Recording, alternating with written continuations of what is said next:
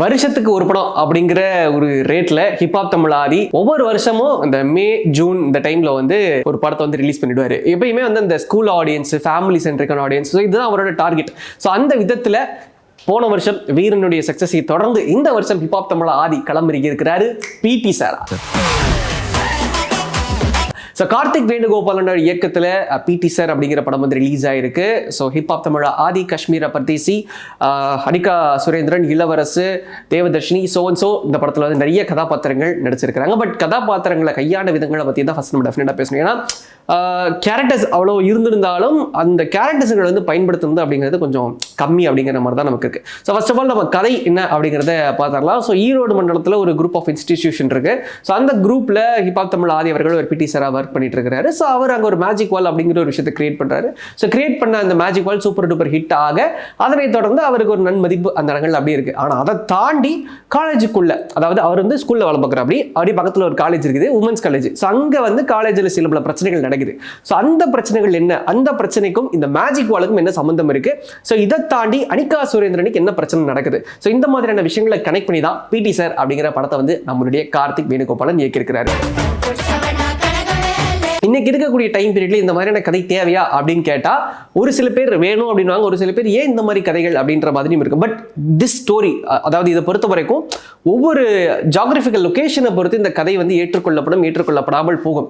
ஆனா இந்த கதையோட கோர் அப்படிங்கிறது அதுதான் ரொம்பவே முக்கியமான ஸ்ட்ராங்கான ஒரு விஷயம். ஸோ அந்த ஒரு விஷயத்த கார்த்திக் வேணுகோபாலன் நல்லாவே கொண்டு போயிருக்கிறாரு.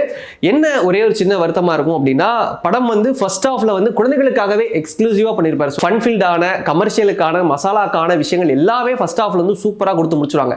வேற செகண்ட் ஹாஃப் வரப்போ டிராஸ்டிக்கா ஒரு ஃபேமிலி டிராமாவா, ஒரு கோர்ட் ரூம் டிராமாவா இந்த படத்தை வந்து முழுக்க கையாண்டிருப்பாங்க. ஸோ படத்தையே வந்து ரெண்டு பாதைகளா பிரிச்சு ஃபர்ஸ்ட் ஹாஃப் இப்படி, செகண்ட் ஹாஃப் இப்படி அப்படிங்கிற ஒரு விஷயத்த வந்து இந்த படத்துல கொடுத்துருக்கிறது ஒரு பக்கம் நல்லா இருந்தாலும் ஒரு பக்கம் கொஞ்சம் டிஃபரெண்டா பண்ணியிருந்திருக்கலாமோ அப்படிங்கிற ஒரு ஃபீலிங்கை வந்து நமக்கு கொடுக்க வைக்கும்.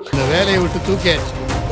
பட் ஓவரால் ஹிப்ஹாப் தமிழ் அவருடைய பெர்ஃபார்மன்ஸை பார்க்குறப்போ அந்த ஒரு பிடி சாருக்கான விஷயம், அதாவது அவருடைய கேரக்டர் கனகவேலுக்கு என்ன கொடுத்துருக்கோ அந்த கேரக்டரை கச்சிதமாக நம்மளுடைய ஹிப்ஹாப் தமிழ் அவர்கள் பண்ணியிருக்கிறாரு. காஷ்மீரா அவர்களுடைய ரோல் வந்து அங்கங்கே இருந்தாலும் கியூட்டான சில விஷயங்களை பண்ணியிருக்காங்க. ஸோ வழக்கம் போல அவங்க அந்த ஆடியன்ஸோடைய அந்த புல்லிங் ஃபேக்டராக அவங்க இருந்துருவாங்க. ஸோ இதர கதாபாத்திரங்கள் அப்படின்னு பார்க்குறப்போ அனிகா சுரேந்திரன், இளவரசு, தேவதர்ஷினி, பட்டிமன்றம் ராஜா அவர்கள், ஸோ இவங்க எல்லாருமே அவங்கவுங்க ரோலை வந்து ரொம்ப சிறப்பாக பண்ணியிருக்கிறாங்க. அண்ட் நம்ம இளைய திலகம் பிரபு அவர்களும் ஒரு கராரான ஒரு அட்வொகேட்டாக வந்திருந்தாலும் அந்த கிளைமேக்ஸ் போர்ஷன்ஸ் எல்லாமே வந்து படத்தை ஓகேப்பா அப்படின்னு சொல்லிட்டு சில இடங்களில் சில்லறைகளை சேர விடலாம். பட் ஒரு சில இடங்கள் அதெல்லாம் நம்புற மாதிரியா இருக்கு அப்படிங்கிற ஒரு ஃபீலிங் கொடுக்க வைக்கலாம். பட் ஓவரால் நம்ம ஹிப்ஹாப் தமிழ் அவருடைய கரியோகிராஃப் எடுத்து நம்ம பார்க்குறப்ப எல்லா படங்களுமே வந்துட்டு ஒரு லாஜிக்கெல்லாம் தாண்டி ஒரு மெசேஜ், ஒரு ஃபேமிலி என்டர்டெய்னர், ஒரு கமர்ஷியல் எலிமெண்ட் இதெல்லாம் இருக்கா அப்படிங்கிறத மட்டுமே நம்ம பார்த்து போகணும். ஸோ அந்த ஒரு மைண்ட் செட் தான் உங்களுக்கு பிடி சார் படத்தை பொறுத்த வரைக்கும் அட்மோஸ்ட் தேவையானது. அண்ட் ரொம்ப முக்கியமாக என்ன அப்படின்னு பார்த்தீங்கன்னா, ஹிப்ஹாப் தமிழ் அவருடைய 25வது மியூசிக்கல் ஆல்பமாக இந்த படம் வந்திருக்கனால பாடல்களுக்கு ஒரு தனி மெனக்கடல் போட்டிருக்கிறாரு.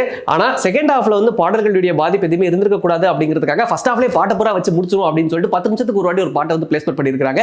சில நேரங்களில் இது வந்து ஏன் இப்படி ராங் பிளேஸ்மெண்டா இருக்கு அப்படின்னு சொல்லிட்டு கூட சிலருக்கு தோணலாம். நீங்க வந்து ரொம்ப சினிமா பார்த்து ஒரு சினி ஹாலிக்கா இருக்கிறீங்க அப்படின்னா டெஃபினெட்லி உங்களுக்கு அந்த ஒரு ஃபீலிங் கொடுக்கும். பட் அப்பார்ட் ஃப்ரம் தட் ஒரு கமர்ஷியல் என்டர்டெய்னரா ஜாலியாக கேர்ள் ஃப்ரெண்ட் இந்த பக்கம் வச்சுட்டு பாக்குறீங்க, இல்லை ஃபேமிலியோட பசங்களோட கிட்ஸோட எல்லாம் பாக்குறீங்க அப்படின்னா அது போரிங்கான எலமெண்ட்லாம் கொடுக்காது. ஒரு மாதிரி நல்ல ஜாலியான ஒரு நல்ல வைபே உங்களுக்கு கொடுக்கும். ஸோ ஓவரால் இந்த சொசைட்டிக்கு ஒரு மெசேஜ் கொடுக்கணும்னு நினைச்சக்கூடிய கார்த்திக் வேணுகோபாலன் தன்னுடைய மெசேஜ் வந்து பதிவு பண்ணியிருக்காரு. ஆனால் அந்த மெசேஜ் எடுத்துக்கப்படுறதும் எடுத்துக்கப்படாததும் உங்க கையில தான் இருக்கு. பட் ஓவரால் இன்னைக்கு ஜெனரேஷனுக்கு இந்த மாதிரியான விஷயங்கள் தேவை, பார்க்கக்கூடிய பார்வை இப்படி இருக்கு அப்படிங்கிறத கார்த்திக் வேணுகோபாலன் தன்னுடைய படத்தின் மூலமா கன்வே பண்ணியிருக்காரு. பிடி சார் உங்க வீடுகள் பக்கத்தில் இருக்கக்கூடிய திரையரங்கில் ரன்னிங் ஆயிட்டு இருக்கு. ஸோ நீங்க போய் பார்த்துட்டு உங்களுடைய கருத்துக்கள் எப்படி இருக்கு அப்படிங்கிறதையும் மறக்காம வீடியோக்கு கீழே கமெண்ட்ஸா பதிவிடுங்க.